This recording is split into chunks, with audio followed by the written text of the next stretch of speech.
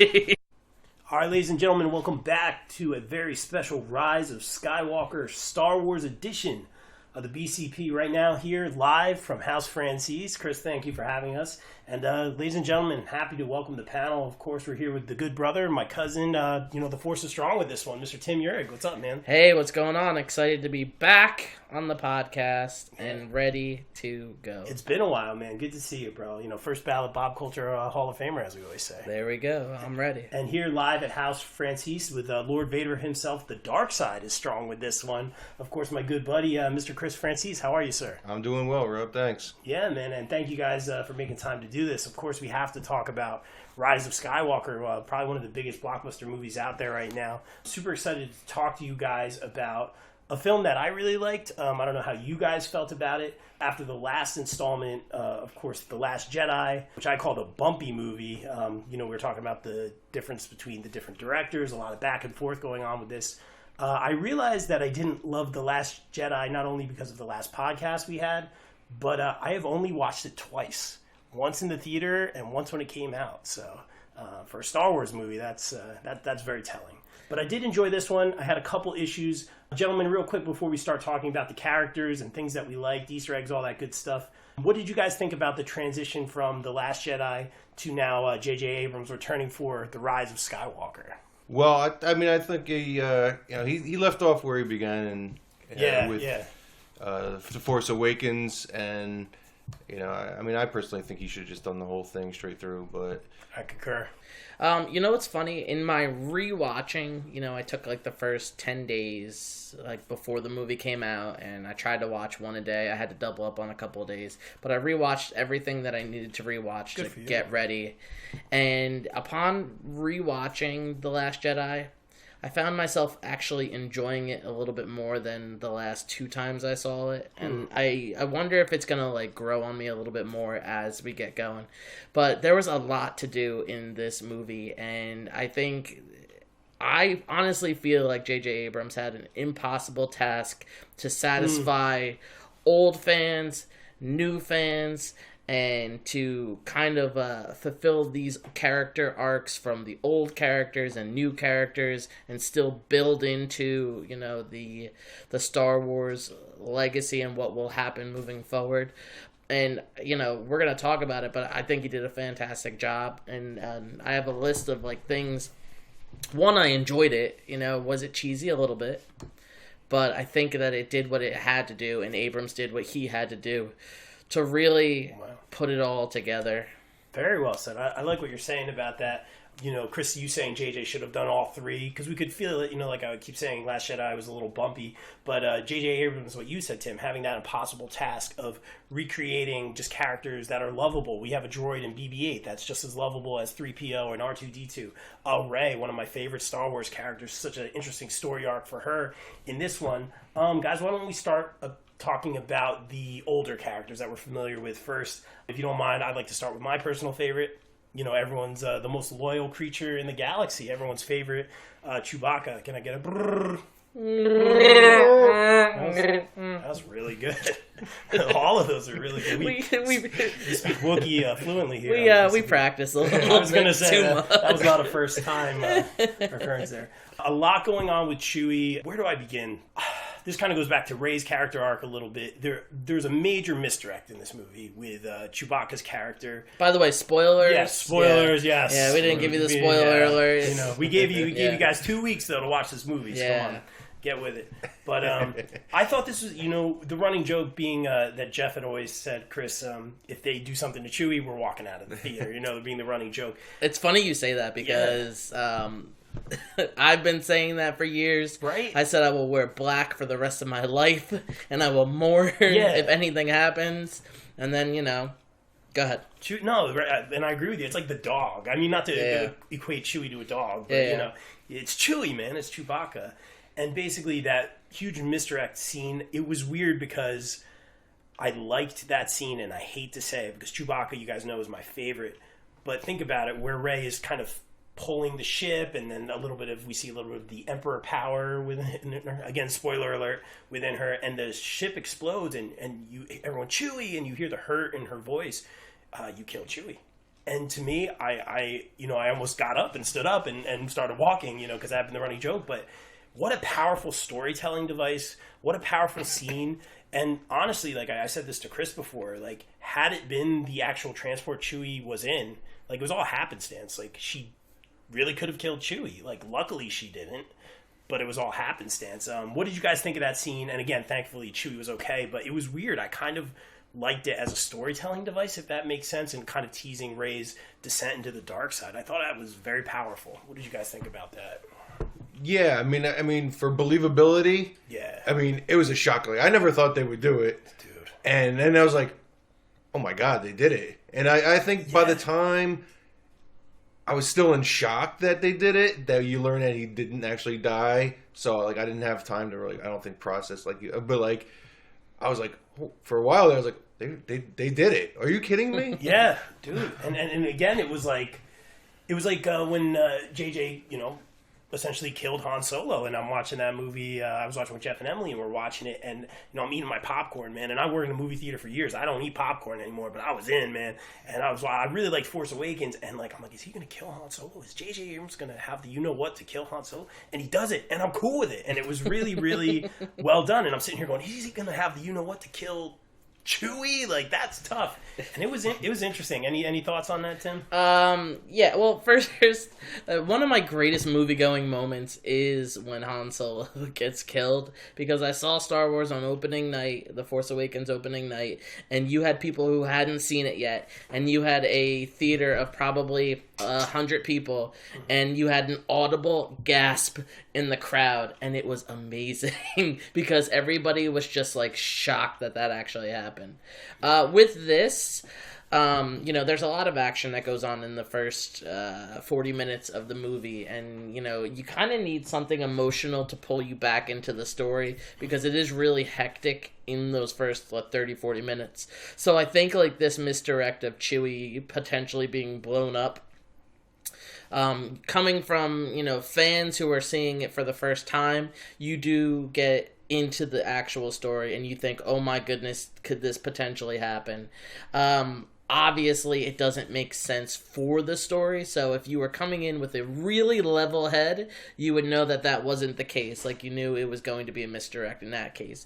But because we were so emotionally invested in, this is the last installment of this whole series, you really felt it, like, oh my goodness, that just happened. And yeah, that is the running joke, we are walking out if that happens. So, I think because of all the action that took place in the first 30-40 minutes, you really had to get something to get you back into the emotional, like, investment of, what is going on, what is at stake here. There's a couple little things that I had, like, issues with. Right. And they're all, like, little things, ticky-tack things, like, Rey is emotionally, like, distraught because she blew up this ship that Chewie was on. So I guess that clouded her, like, judgment. But then, like, 20 minutes later, she's on whatever the name of that planet, and she's like, oh, look, a Star Destroyer. Chewie's on that Star Destroyer. So she knew, like, right away. Right. So I guess, like, her being shocked that she blew it up kind of clouded her judgment and her idea that maybe he was alive, that she 20 minutes later knew. That was like the tiny little thing, if I'm being hypercritical of it. But overall, it pulled me right in, and I was into the story. So. Exactly, like I said, like such a traumatizing scene, really. I mean, because listen, he doesn't deserve that type of death. And when you look at it, when you see the movie for the second and third time, he doesn't deserve that type of death. But seeing it the first time, you really get that idea that, oh my goodness, did that just happen?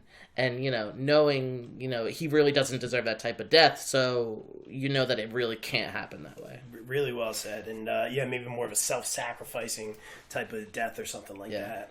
I could talk about Chewie all day. Just real quick, a couple more Chewie points. Sorry, big Chewbacca guy over here. The scene, and I'll throw this over to you, Chris. Basically, that scene where they come back kind of towards the end. Obviously, we know what happens to Leia. We'll talk about Leia in a little bit.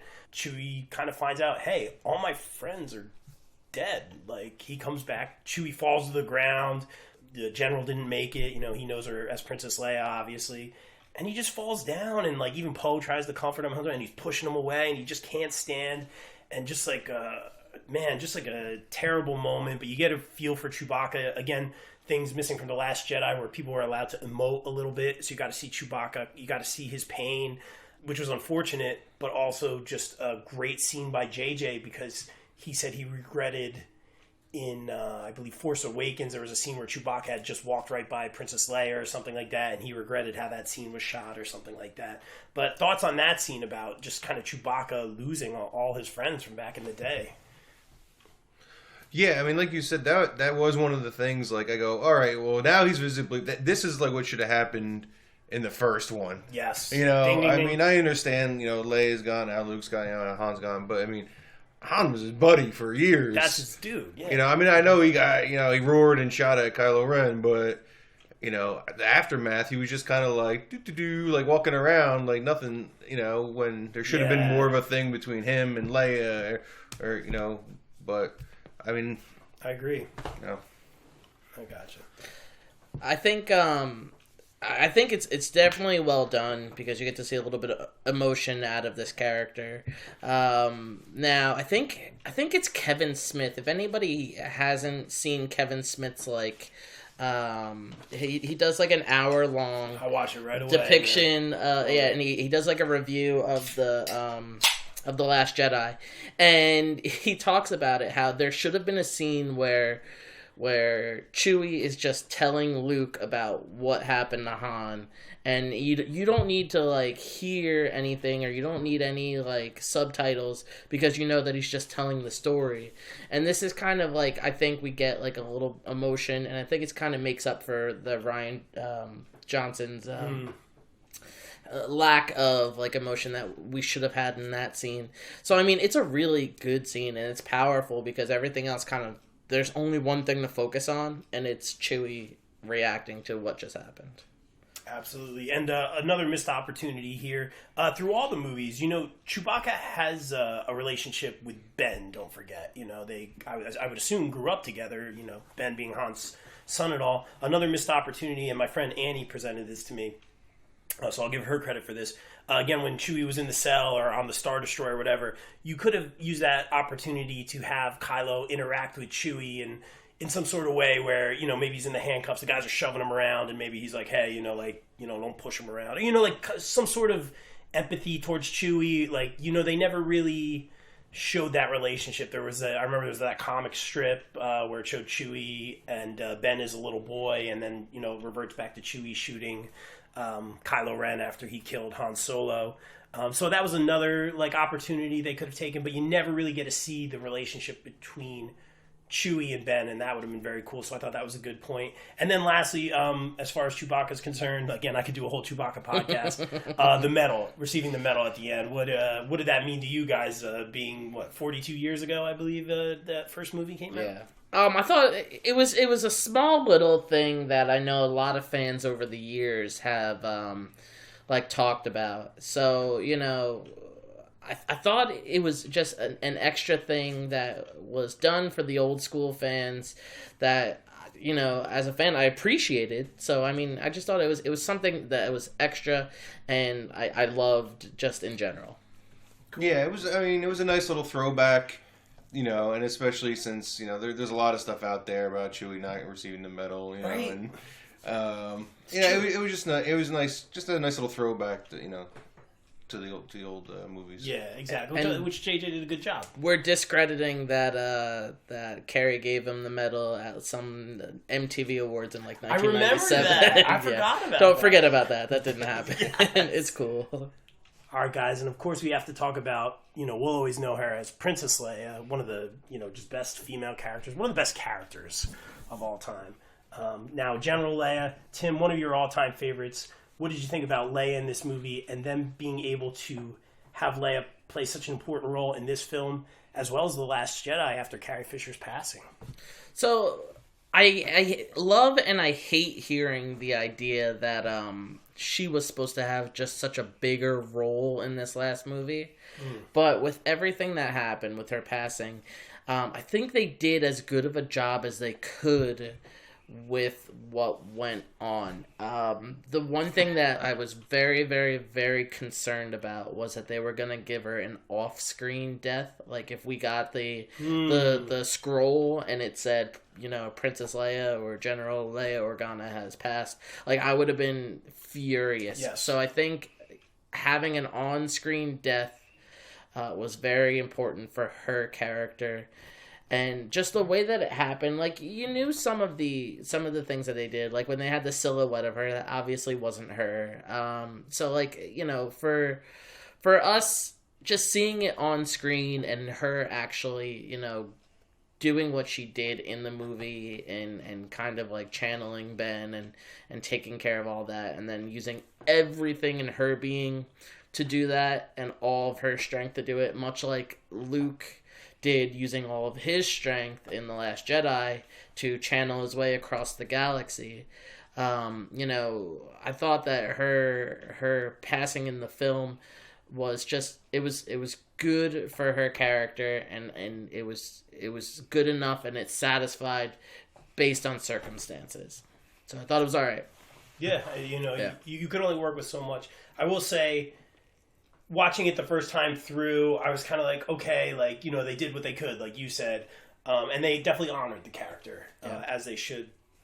Seeing it again, I thought, man, she has a lot of quick one-liners and a lot of back of the head shots. And again, I get that, I get why, but it was a little bit more noticeable. It just in terms of just cinematography and things like that. Well, they used there's you know, you can go on Disney Plus, not to promote Disney Plus on here, but like you can go on Disney Plus and you could see like the deleted scenes from like The Last Jedi, and the one line that she has is like, "You can't underestimate a droid," is one of the deleted scenes.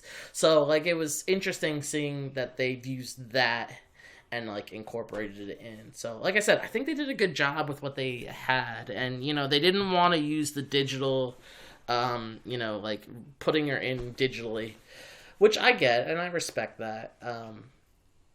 It's just I can't get over like what her role would have been had she not passed. So like I really feel like they would have did what they teased in The Last Jedi, which was like a confrontation between Ben and Leia, and you know, whether they were wielding lightsabers or not, it would have been some sort of confrontation. So like a little piece of me is like sad that we'll never know what the plan was, but you know, given the circumstances, I think they did as good of a job as they could have. Absolutely. And again, I think honoring the character also in a way where we find out that Leia was trained as a Jedi. Leia did have a lightsaber. Obviously, that story kind of was cut short by her seeing her future and having to save her son. Chris, I mean, Star Wars fan for such a long time, man. Thoughts on Leia, how she was using this movie, and also Leia becoming essentially a Jedi for a little bit? Well, I mean, I was actually surprised about how much she was actually in there. I was, you know, after she passed, you're like, well, what are they going to do? You know, like what are they going to do? Yeah. So I thought what they did was fantastic. I mean, they, like we said, they did the best they could with what they had. But I mean, all the scenes were emotionally charged. Yeah. You know, she played the part she needed to play. I particularly like how she was referred to the Princess of Alderaan. That was a nice little homage. That was nice touch that they did. Well done, sir. And yeah, I mean, just, you know, the way she went out, another peaceful Jedi tactic, getting to her son, the Jedi way, the same kind of thing Luke did. He used a pacifist, technique to get to the person, and I mean, it was just, I think it was brilliant the way they did it. That's all. I also thought that like they, the idea that they put in that she knew that Rey was a Palpatine, and still trained her anyway. I thought that was like perfect for Princess Leia's character. Like that just seems like something that she would have done. Another thing, I kind of wish they would have given Billy Lord a bigger role, being her daughter. And you know, I think like the little scenes that we've had with her, I thought they were good. I thought she was fine. Yeah, you know, it's funny that you bring that up, because I was just going to put in when Leia starts kind of feeling sick or deteriorates, or however you want to say, like, when she feels, I don't know, the Force or whatever, where she has to give her life for her son. When she kind of walks away, I believe it is Billy Lord that kind of walks her to the, like, it's very subtle, but kind of walks her to the bed or to the area. I just wish it was like more Billy Lord. Sure. Yeah, but I mean, it's fine. Yeah. I will say that nugget was there, but I get what you're saying. That was something that I noticed.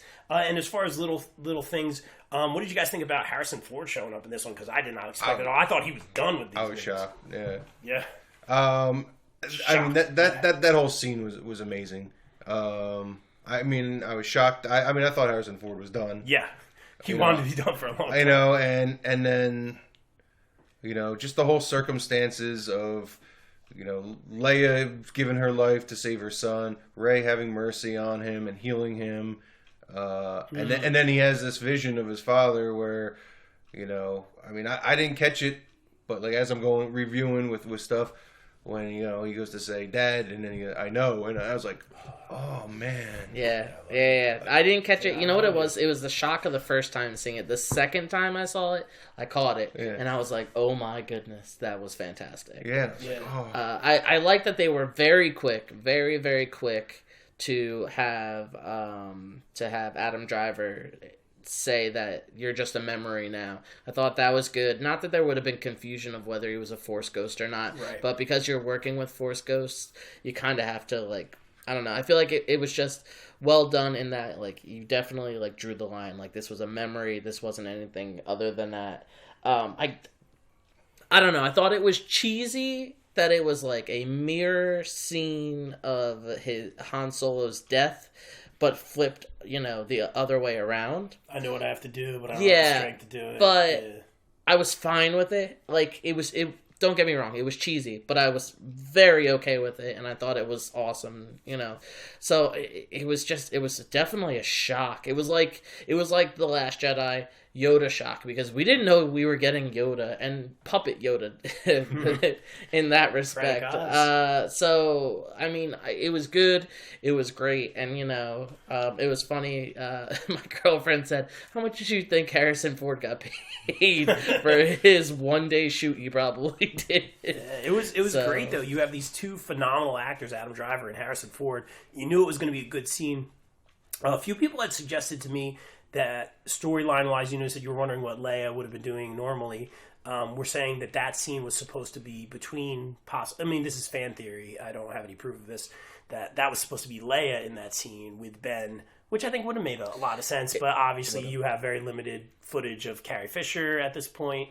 And that would have made a lot of sense, right? If you think about it, she projected herself there, right? Yeah. Exactly, and then she's a Force ghost or whatever, so there's no question if it's a memory, or even if that was her, like how Luke projected himself, if she projected herself, yes, and then that's what caused her. The only thing that would have been like a struggle there was that you would feel like Kylo Ren was duped by Luke Skywalker in not knowing that he was a Force ghost, and then the second time he would have been duped by Princess Leia. Oh, I forgot. Thinking that it would have been a Force ghost. Yeah, it's. But I mean, listen, we're speaking in hypotheticals now. So. Exactly, but it's like you guys kind of agree with it. Like it's almost too perfect. Like that should have been. Like I'm glad to see Han Solo. What a shock that was. You've seen kind of the love between the father and son. A lot of different kinds of love in this movie. We'll talk about that later. The I know line. When you realize, that was very well done, I thought. Oh yeah, a lot of tearjerkers in this one. Let's talk a little bit about I almost said everyone's favorite droid, but everyone's favorite human relations or droid, C-3PO. Tim, you were telling me earlier after you saw the film, you loved the way that they were able to utilize 3PO in this film, whereas in the last two films, kind of a background player, key player in this one. Man, I enjoyed it. He Yeah, so in the promos, all you saw was, and I thought it was cheesy in the promos, I thought it was a missed opportunity, but he, I guess in the idea that, yes, he's a droid and he really doesn't have friends, I thought it was really cheesy when he says, I'm taking one last look at my friends, but I think it kind of works, and I've grown better in my opinion of it. I think it's fine. I was happy that they gave C-3PO's character a lot more lines, and not only that, they were comedic lines, and they kind of they just it was vintage C-3PO, and I don't know. He's had his memory like erased in the past. We see it at the end of the first trilogy, the prequel trilogy. We see that he has his memories wiped, but I don't know. It felt a little. If they kept his memory wiped, I would have been okay with it. The fact that they sprinkled in a little line when they talked about, oh, doesn't R2 back up your memory?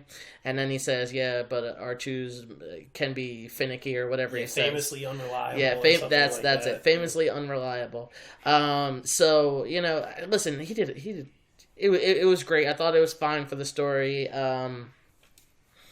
I thought it was interesting that like he was programmed. I just thought it was well done that they utilized him in this way because he has been in every single Star Wars movie. So, I think giving him a lot more lines and a nice comedic approach to it worked really well for the character. Gotcha. Chris, any thoughts on 3PO, one of the classic Star Wars? I mean, honestly, 8 episodes of annoying ass C-3PO, and here comes the waterworks because I didn't see those promos. I saw them after the fact. Yeah. So So when it was like, what are you doing? I'm taking one last look at my friends, and I'm going, God damn it, 3PO. Yeah. I was like emotional wreck. I was like, you gotta be kidding me, dude. Yeah. I was like. It's like 3PO too, because like you kind of got the feeling like you see Force Awakens, Han Solo goes out, Last Jedi, okay, something's gonna happen with Luke. Oh, and Carrie Fisher has passed in real life. Like we kind of see like all our key players going at like they teased Chewbacca in this one. Now we're essentially erasing 3PO's memory, which is the equivalent to killing 3PO. I would say. I mean, yeah.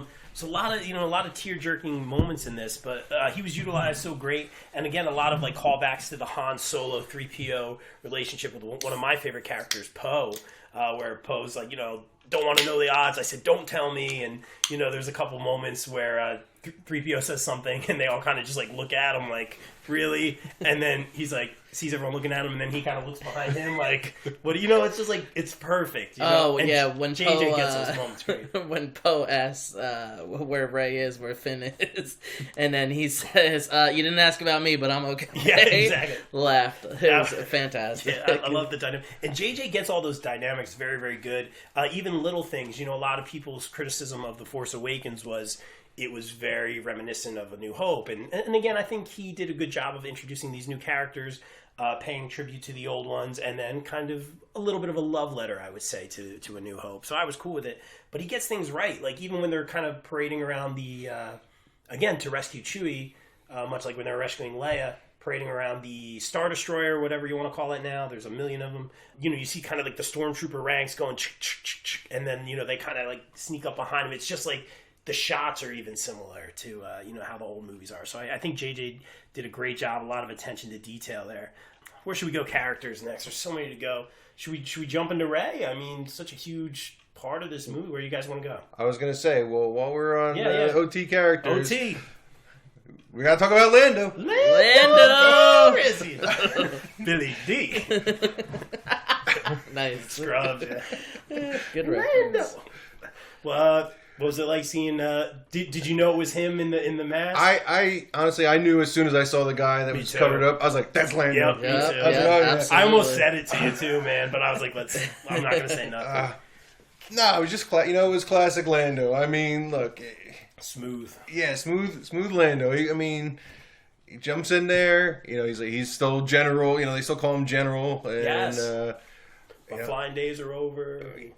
But he still managed to sneak in there, say hi to the princess for him, that kind of stuff. Which was a nice little callback though, because he says that I can't remember what the other movie they said it in, but it was a nice little callback. Yeah, and like I said, JJ gets all those things right. But it's great to see Lando. A little bit of a teaser with him at the end. Some people were kind of, again, fan theories, and JJ does a good job at kind of creating all these worlds outside of the movie, where the other character who had defected as a stormtrooper as well as Finn, I can't remember the character's name. She was great. Yeah. there was a little bit of a tease that she may have been related to Lando, or apparently that's where people were taking it. But it was kind of cool to see kind of Lando have a connection with someone at the end there. He's like, oh, let's find out who you are and all that kind of stuff. So again, another interesting Lando storyline, and Lando saying my flying days are over, and then he comes in with all those ships at the end. Again, fast forward to the ending there, and if you guys look at some of the Easter eggs, they were saying the Mandalorian ship was there. Yeah, it was like all the ships. The other there. ones. Yeah, so Ghost was in there, I think. For Rebels, there was. Yeah, come on! I love little stuff like that. Yeah, there was. I mean, there was a lot of the ships that were in there. I mean, that's a nice way to just sneak them in there. Yeah. If you look closely, you'll find them. But you gotta like pause because I was trying to look real quick, and I'm like I heard that they were here, but I can't. There's just so many ships, which was so cool. And then you got your A-wings, B-wings, X-wing. I used to love the computer games. You had it, and then just in that scene, you had a nice little callback. They brought Wedge back in there. Yeah, absolutely. My favorite. So that was a nice touch. And he was actually gunning the Millennium Falcon. I didn't even realize until the second time I saw it, but he was the gunner for the Millennium Falcon. I thought he would be in an X-wing. So Lando, they did a couple of like really nice things with Lando. I thought Chewie's hug with Lando, it seemed as genuine as you could make Chewbacca hugging Lando. It seemed pretty good.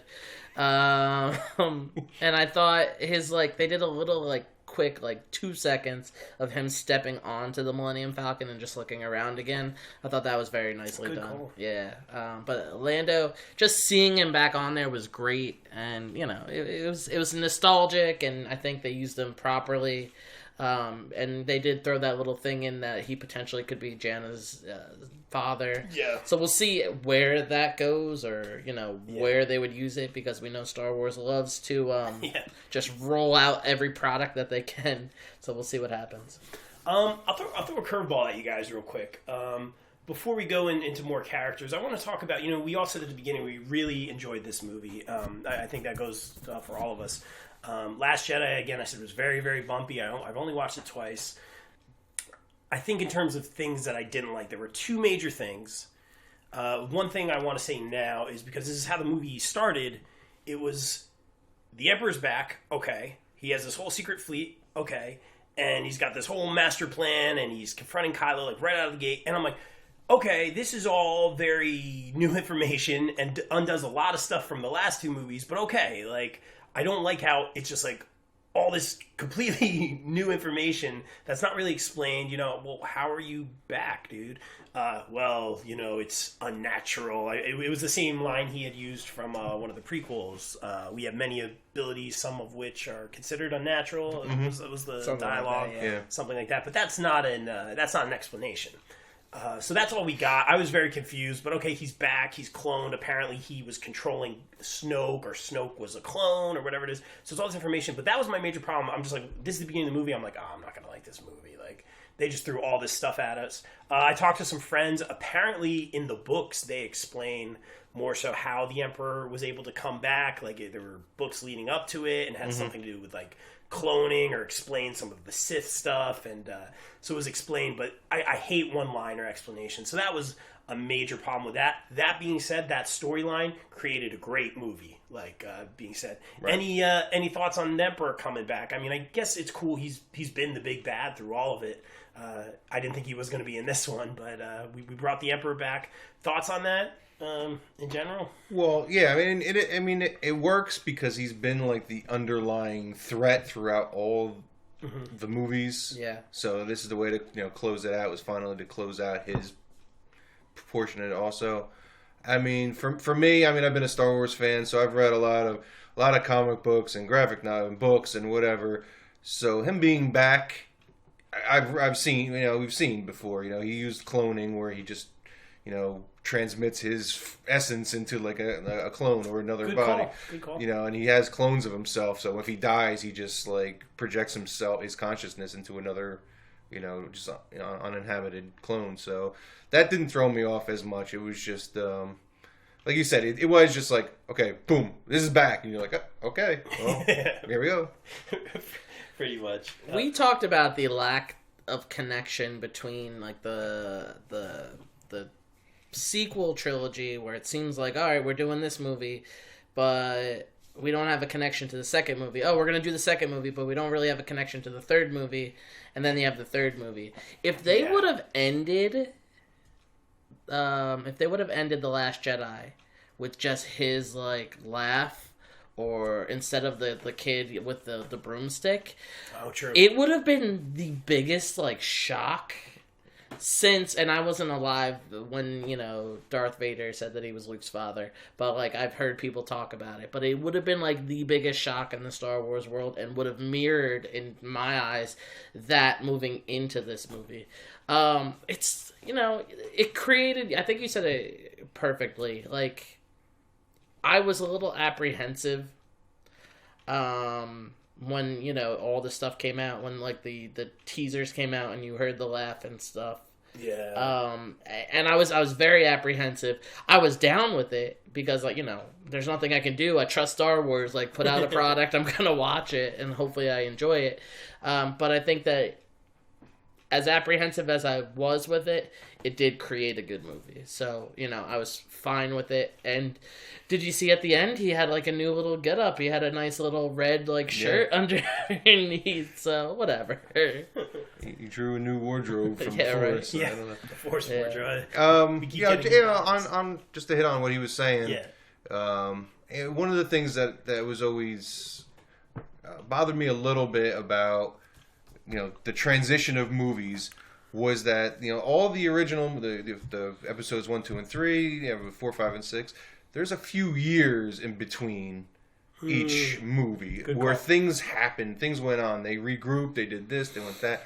There was whereas it went Last Jedi, and all of a sudden it was, you know, Force Awakens, and then right into Last Jedi. Like, it was like, as soon as that ended, this was happening, and you're like, what? You know, and then same thing here. It was like, that ended, and then this is, like, happening all of a sudden. There was no gap in time where people kind of, like, built more to the story behind the scenes. That's a very good point. And it's like, a lot of times you go to the next movie and the scroll is so important, not just because it's one of our favorite things, and then the great soundtrack. Gotta say real quick, John Williams, we saw this short cameo. That was great. But the music was on point. Like it always is, but the usage of, like, the classic music, like the X-Wing coming out of the water, the music there was so perfect. You know, the Luke and Leia theme, you know, the Force theme, you know, we see Vader's mask, the Imperial March, just the music, the timing of the music was so epic in this one. Excuse me, going back to your point, Chris, kind of talking about time going between these movies. When we move from movie to movie, kind of also going back to your point, Tim, where you're saying it's like it didn't flow. We have different directors. We're kind of bouncing back and forth. Things happen in between. JJ did kind of undo some things, which I thought he would undo a lot, because Rian Johnson, man, I had that whole list on the Last Jedi podcast, you know, destroyed the lightsaber, took out Phasma, all these things, destroyed Poe's X-Wing, all that stuff that happened in the Last Jedi. Killed Snoke, and we didn't have a bad guy. Yeah. All right. And then, you know, Rey's origin story, again, changing again. They were nobody. Well, they were nobody, but they chose to be nobody, you know, and all that kind of stuff. JJ did a good job. It worked. It did, exactly. He towed the line very nicely. He did change some things. The offhand comment, which I know Mark Hamill loved doing this scene, a Jedi's weapon deserves more respect. Like, the smirk on Mark Hamill's face saying that line. I mean, say no more. He, you know, catching the lightsaber in the fire. We'll get there. But basically, my point is, JJ did a good job towing the line. He kept that new Force power with the kind of, what would you call, link between Kylo Ren and Rey. What do they call it? A dyad, Force dyad. Right, which I had they used in the books or any of the lore or anything. I had never seen it before Last Jedi. This one they introduced the healing, which I think you did say was in some of the lore, the Jedi healing. Yeah, the healing. Yeah, healing's in lore, and then they established it with in the Mandalorian. Yeah. Oh, of course. Yes, which makes it made perfect sense. Like, when you heard, like, Mandalorian's bumping their episode up like 2-3 days, it made perfect sense once you watch the episode why they did it. But I mean, very good call. Yeah, so it was, I mean, I guess it was cool. It was really the only link that I could see so far, other than the one ship potentially being in the movie. Very good point. But I like how JJ used what we call that Force link between them, or you know, the Facebook Messenger, whatever you want to call it, between them. And basically he took it one step further. Instead of saying this isn't a thing, now Kylo pulls the necklace off of Rey, which introduced the idea of transferring objects, which would come into play later with the lightsaber. I thought JJ did a great job with that stuff. You guys want to jump into Rey and Kylo? I think now's as good a time as any. Yeah, sure. I love Rey in this trilogy. Even Last Jedi I didn't love, but I love what they did with Rey and Kylo Ren.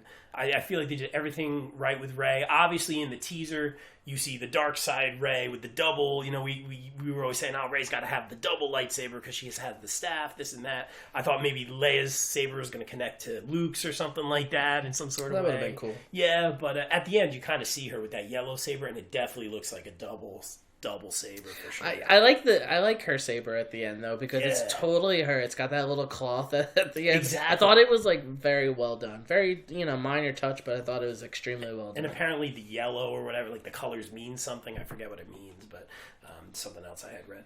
But just such a great job with Rey. We knew she wasn't really going to go to the dark side, but they teased it so well in this movie, obviously with the misdirect with Chewbacca. What a powerful scene.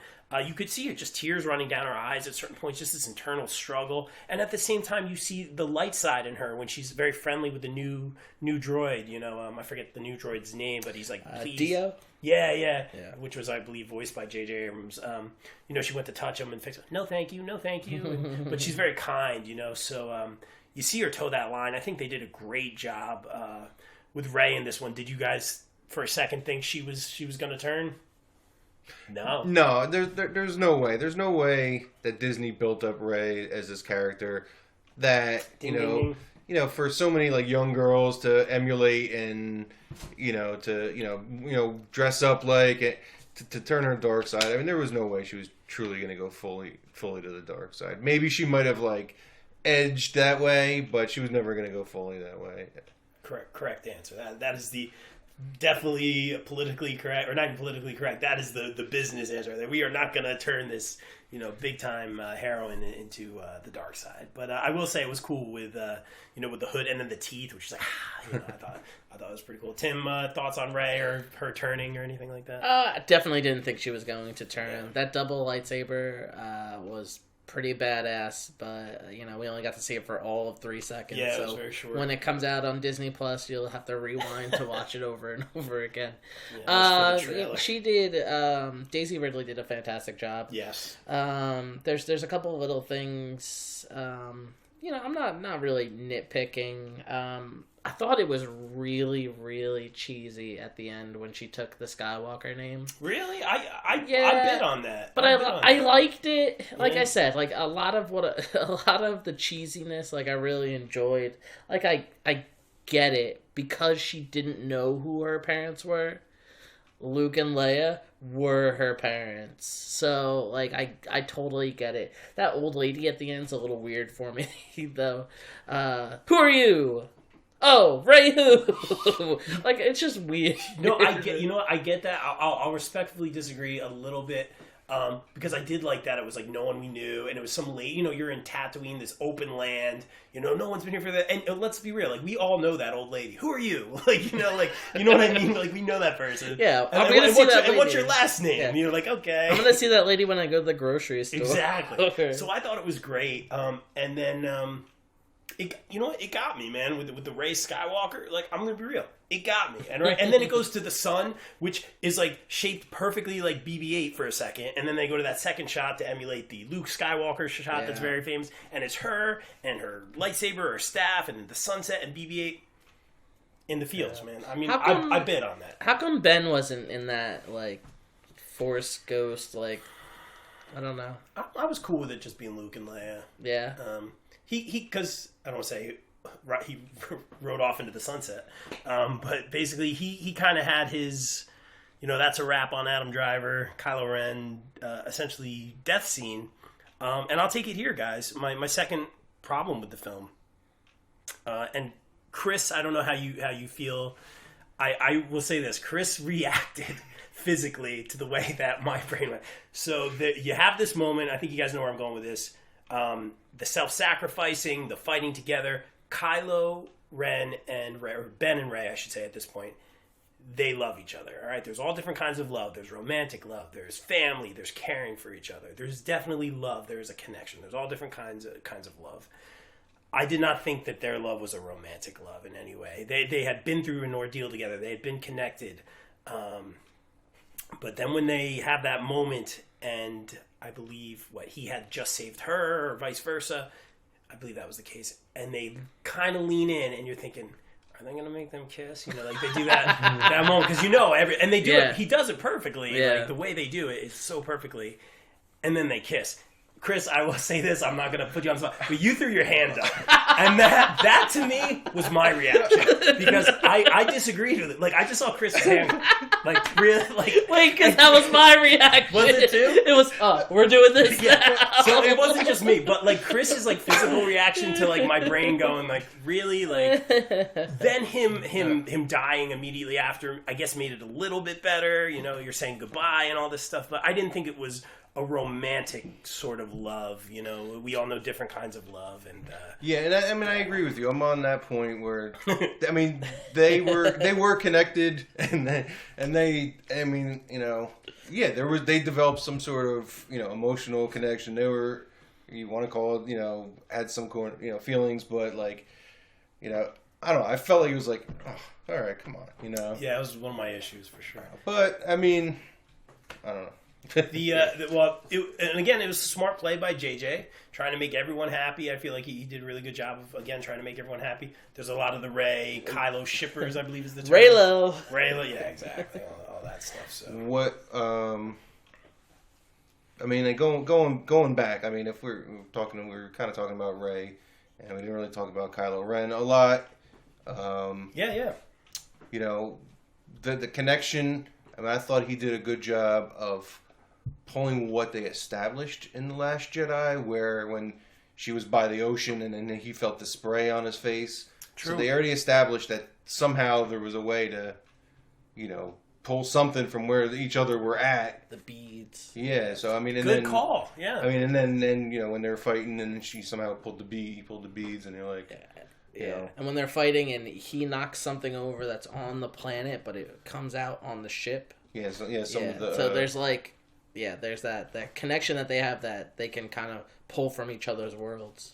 Very cool. And a little bit of foreshadowing, going back to your, you know, Rey who at the end of the movie. Again, we kind of see Rey's struggle between the dark and then her being true to herself with the light. When she meets the little girl alien on that planet, and then the alien gives her the necklace, and she says, you know, my name is so-and-so. Who are you? And she goes, I'm Rey. You know, 3PO's translating. Well, Rey, I would love to know your family name. Like, what is your name? And she goes, it's just Rey. Again, that kind of foreshadows to the ending. So that's another reason I liked it, you know, again. Yeah. And then the title of the movie. We didn't talk about that. I'm sitting here watching the whole thing. I'm like, so Rise of Skywalker. Is this who's this guy? You know, because again, people are very unhappy with Mark Hamill's role. The way Luke Skywalker was portrayed in The Last Jedi. His hair looked majestic, so I'm not upset in any way. It was glorious. But you're thinking Rise of Skywalker. Again, we didn't really expect it to be. Might have a little bit more to do with Luke. Is Rey a Skywalker?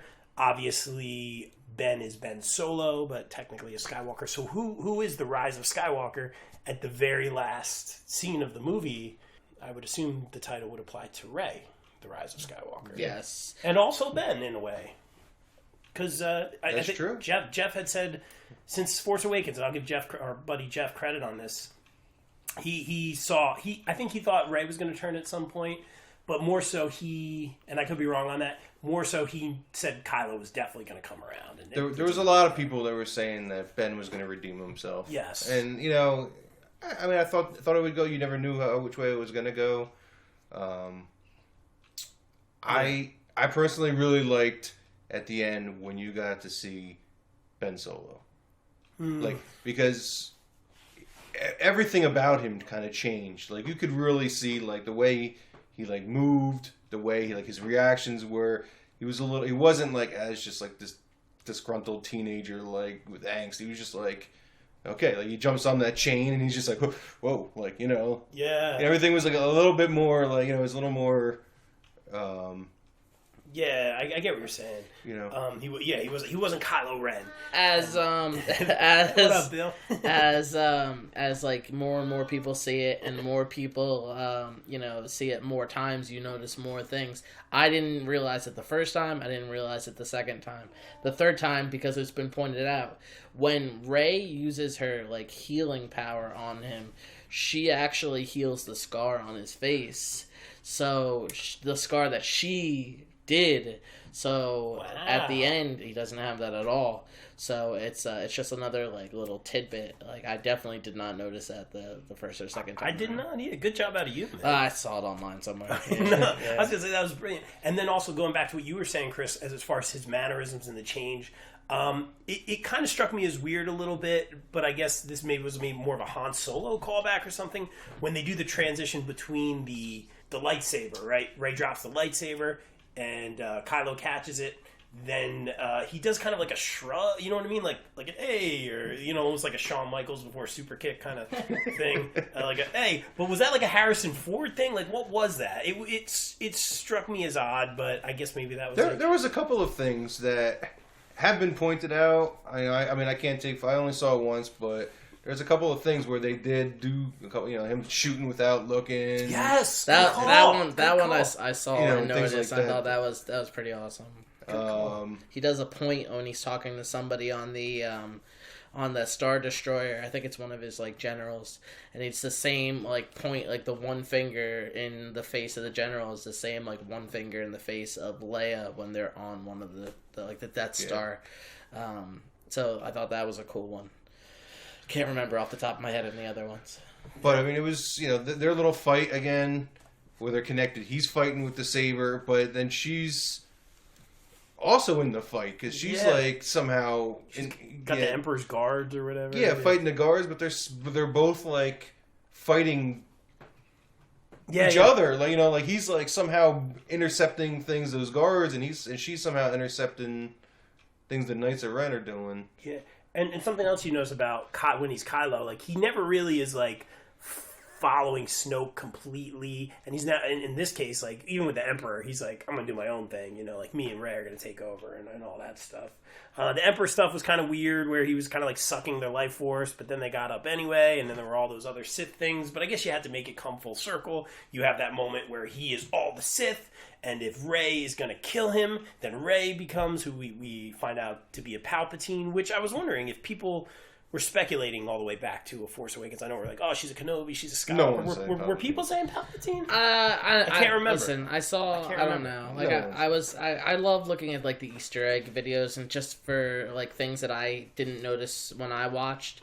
And like somebody did say like a year and a half, 2 years ago that they thought that maybe she would be a Palpatine, and it's like time stamped on YouTube. So there it is. I mean, I guess I trust that.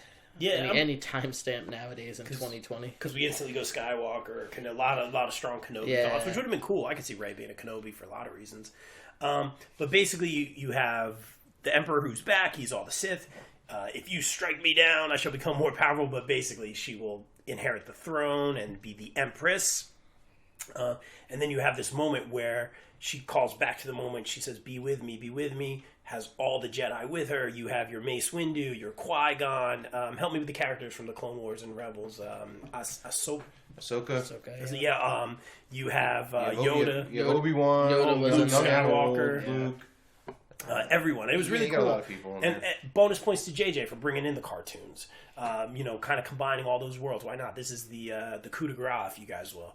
And basically, I loved it. It was a great moment. You hear all the voices. I thought the lightsabers were going to connect or something, so it was like a staff. But again, she crosses the lightsabers, Luke and Leia's, and takes out the Emperor and saves the day. You have another great space battle. So really, really good stuff. I guess, what did you guys think about like that whole good versus evil? Was that like a little bit too easy of an ending there? Or, I mean, I guess you kind of had to pull out all your cards at that point, right? Like.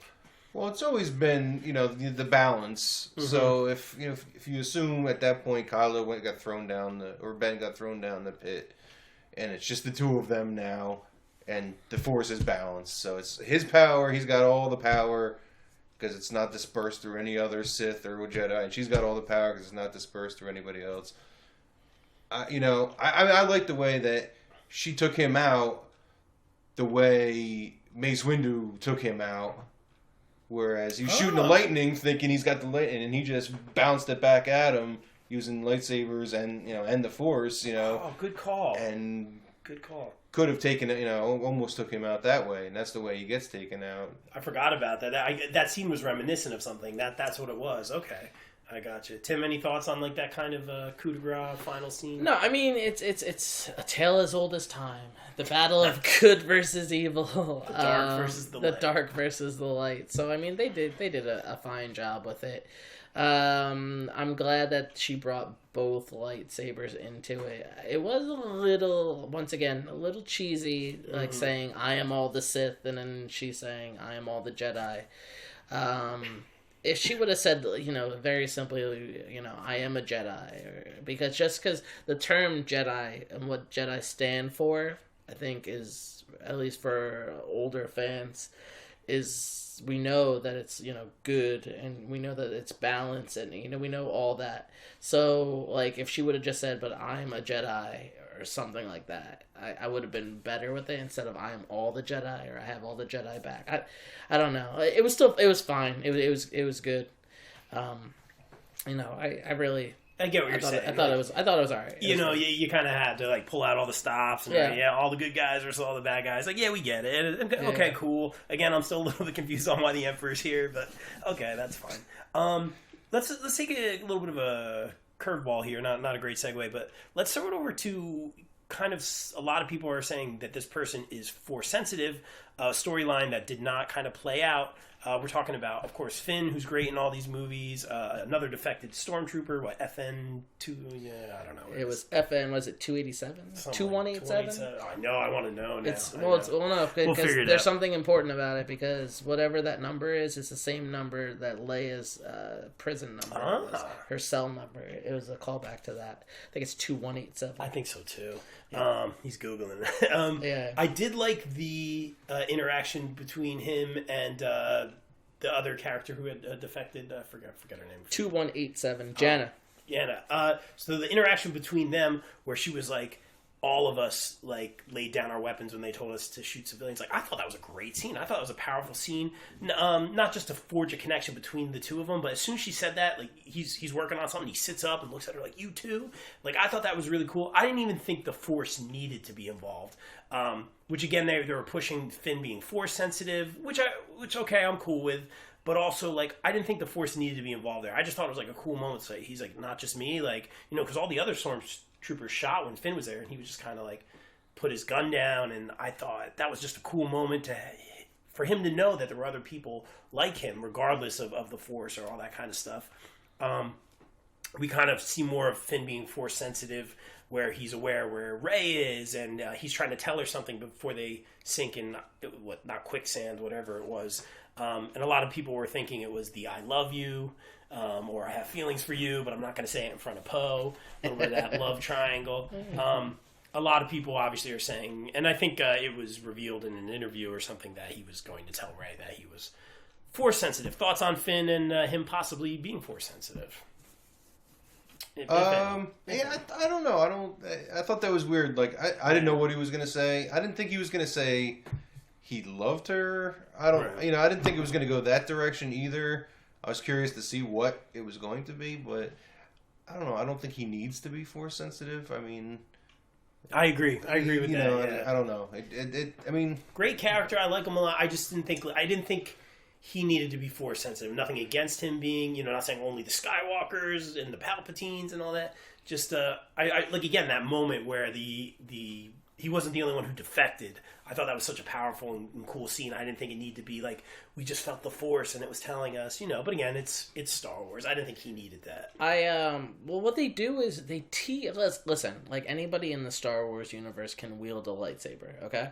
Yes. But they teased him with a lightsaber a lot, and it didn't like come to fruition until like here. So like you see it in The Last Jedi. No, you see it in Force Awakens. Yes.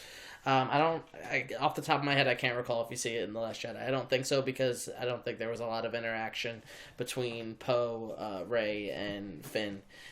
Which was a criticism of The Last Jedi, like you separated like your main characters. But in this one, like when they get sunk into whatever that quicksand stuff, like Rey goes to like heal the snake thing, the serpent, and like he's holding the lightsaber again. So once again, they tease like him holding the lightsaber, which once again, anybody can have a lightsaber and hold it, but like they teased like the force sensitiveness like there. So, I mean, listen, if you're going to expand the universe, which it seems like they're going to do, it really seems like they're going to do something with Finn in another, like, project. It kind of makes sense. Okay. It's just that it's, it's more or less like, well, who's force sensitive and how much of the force can they use? And we know that it's midichlorians. Yeah. We know that it has something to do with it. We know that it has something to do with it. Yeah. Anyway. Takes you back to Community. You're out. With Abed, midichlorians. Listen, but no, listen. All right, we could get into another conversation. You're right. We can get into another conversation about what's going on in Mandalorian, because if you're telling me right now that they're not going after Baby Yoda, the child, because of his blood, then there's something going on That's here. Fair, man. That's so fair. So now is it like, and if you talk about it in the episode 1 where they're saying his midichlorian count's higher than Yoda's, like it has something to do with it. So like, how much force can you use based on that? That's what it seems like it's going with. So I mean, like, you're expanding this universe, so it's just like, it is what it is. So if you're gonna say that people are force sensitive, we never know who's force sensitive now.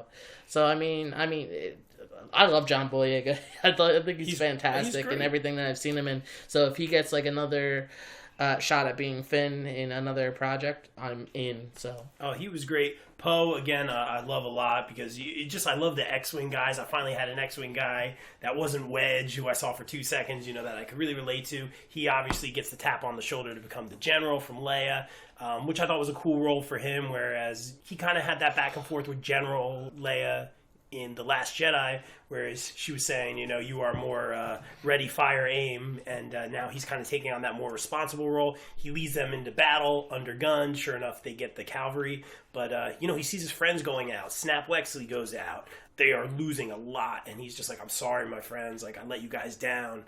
And sure enough, again, reminiscent of A New Hope, the Millennium Falcon shows up, and Chewie. I think there was a missed opportunity for a Chewie roar there, the over the radio. Yeah. I know. But I think he's like, you're obsessed with Chewie. No, but I think they opted to what's his name, Babu Frick. I think they opted his new catchphrase of "Hey," which is fantastic. That was pretty good. But I think they opted for that rather than a Chewie roar at that point. But I'm glad Poe got a lot of that was pretty good, man. I'm glad Poe got his due, and again, I love the relationship between, you have the Poe, Finn, and Rey, kind of teasing that love triangle again, but also that hug at the end between the three of them. They're just all tears, and that was another tearjerker moment because they had just been through this ordeal, and they all made it out, and it was just like, what a moment. And the movie could have ended right there, and I would have been happy. But I did like the Rey Who scene. That was great. A couple more things I want to touch on, and guys, please, if you got any notes, please throw them out. Wanted to talk real quick about Hux being the spy.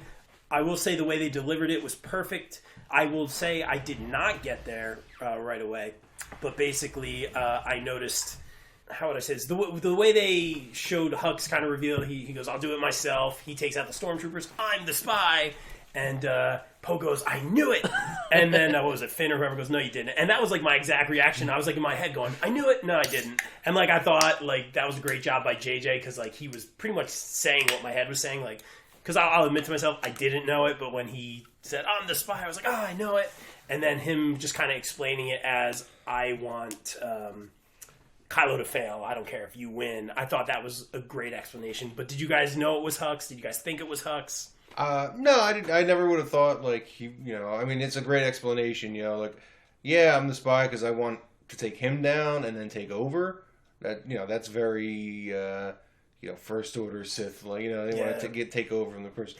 Actually, the person I liked a lot was that General Pride, because he brought some of that old school Imperial, Captain, General, whatever he was, attitude in there, where it was just pissed off, all right, just go, Yeah, man. It was good. It was really funny. I thought the little thing after Kylo gets his, helmet makeover, and he's in and he's, talking to the council or whatever you want to call it, and it's very reminiscent of Vader saying, I sense this, and he says, I sense. You don't like my helmet or whatever, Hux. And, I thought, I had no clue that it was going to be him being the spy. I don't really like that he was turned into a comedic kind of performance based on, what you see out of him in The Last Jedi. But, I mean, it was fine. He was a minor character anyway, so, I didn't really expect anything from Hux at that point. So, the fact that they turned him into what he was, I thought it was well played. Yeah, definitely. I mean, he definitely had a big trend. In Force Awakens, he was definitely that zealot, makes that big speech, and he's very, very just, I want to say Nazi Germany kind of very zealot, and then turns into that, the comic relief in The Last Jedi when Poe was just messing with him. In the very beginning, and just made him look like a fool. And from there on in, it was just But even... good call. But even then... They've just been messing with him. But even then, he still had a serious, tone to his character, even though he was made a fool by Poe in the beginning, which was fantastic. And then, the second that Kylo's no, I'm taking over, uses the Force and shoots him against the wall, that's when the comedy just, goes overboard with him. So, I mean, it's fine. He's a minor character. I really have no complaints about it. I thought it was funny, the stuff that he said, so... Especially with the shoot me in the arm, otherwise they'll know. Yeah. He gets shot in the leg. He shoots him in the leg, yeah. Yeah, it was good. Just a couple of other notes, and if you guys got anything to add, please chime in. When we were talking about Rey's kind of teasing into the descent of the dark side, something I left out, we talked about the Chewie misdirection. I left out the part where BB-8 was crushed by the tree, where she was training earlier in the movie. I thought that was another kind of clever misdirect, oh my gosh, he just crushed BB-8. Luckily, he was okay. Poe kind of checks in and is oh, what did you do to him? And she's what did you do to the Falcon? Which was, again, reminded me of kind of that Leia, Han Solo, we hate each other, but we like each other dynamic. Poe obviously having the crush on the Kerry Russell character, Felicity. Yeah. I was just going to call Felicity. Another interesting point brought up to me, someone had suggested that when C-3PO was being reprogrammed or fixed by Babu Frick. There it is. Hey! That's my dude. They could have done some sort of callback to Anakin building C-3PO, whether it was something in his program or something. That was a missed opportunity. That would have been really nice. Where if they did something where he's fiddling with the wires in the back and he says something from episode 1. Yeah, I mean, I would have liked that.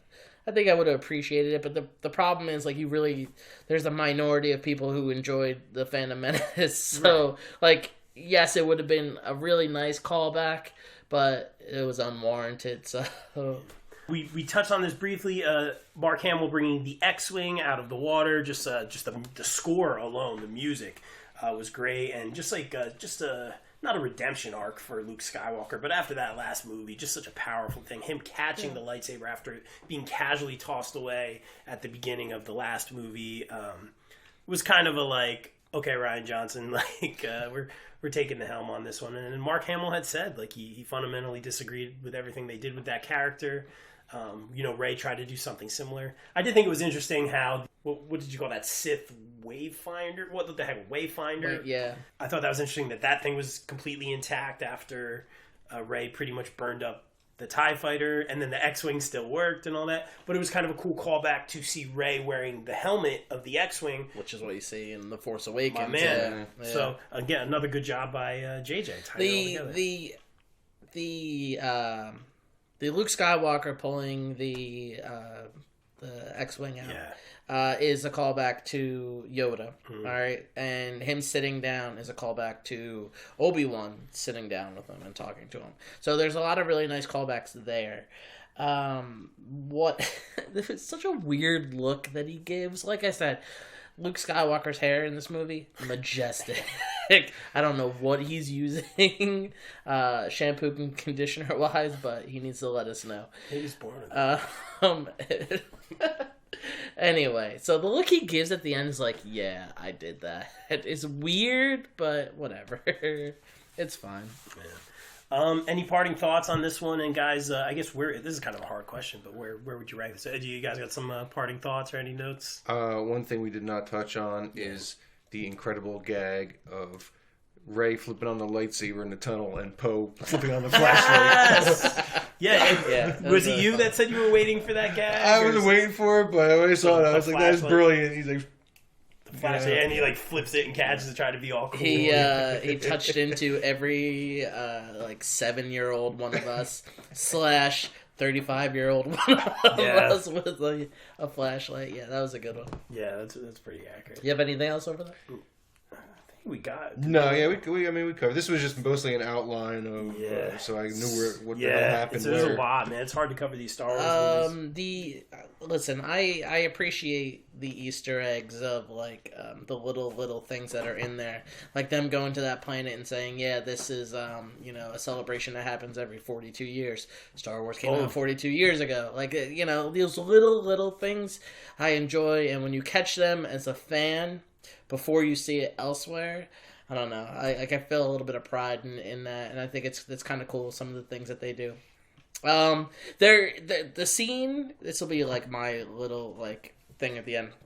The scene where Ben and Rey are together. Rey is saying something to Ben, and he's looking at her with these "I love you" eyes, and she's saying something to him, and I don't know if it was a director's choice to have us not know what she says, and it's just like a little moment between them that we're never ever going to know what she says, or if it's just like an editing error, but she is saying something to him, and I don't know what it is.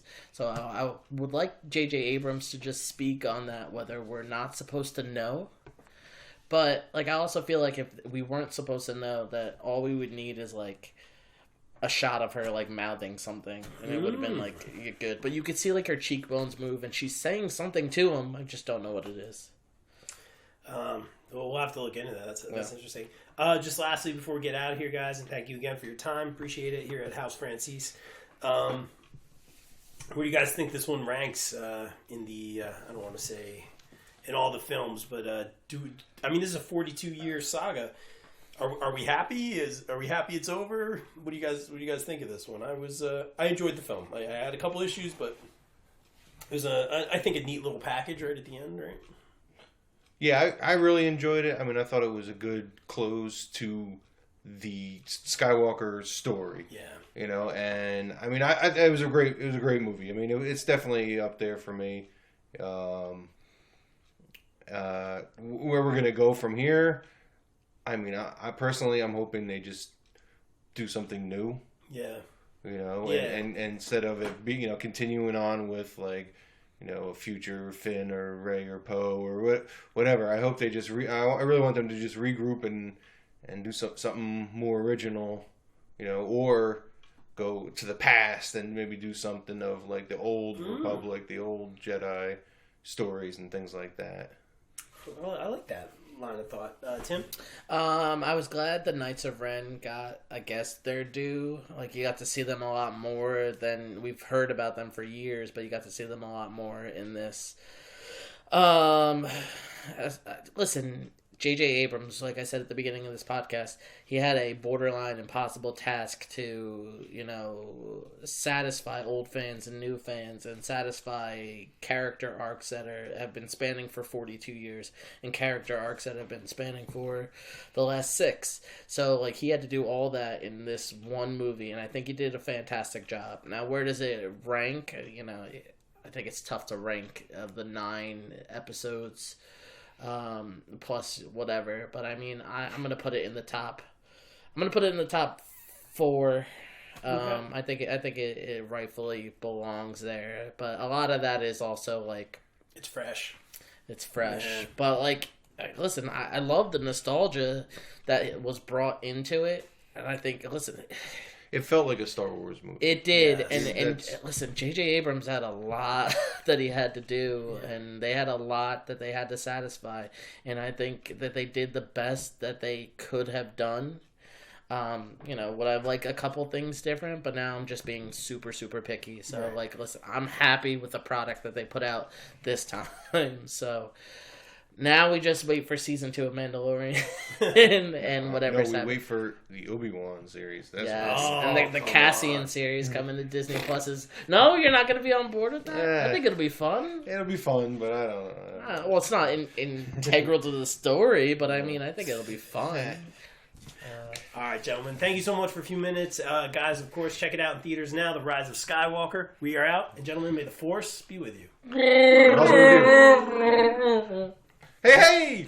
Hey!